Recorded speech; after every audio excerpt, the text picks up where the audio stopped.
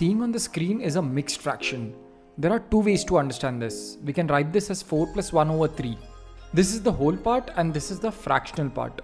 Now we know that 1 over 3 is 0.333 and so on.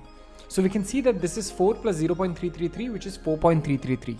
So the value of this mixed fraction in decimal form is this. We can also write this in the form of an improper fraction. For example, we can write 4 as 12 over 3.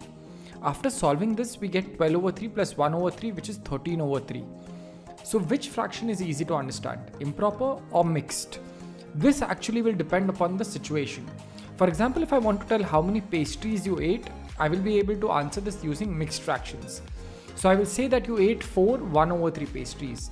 It means you ate a little more than 4 pastries.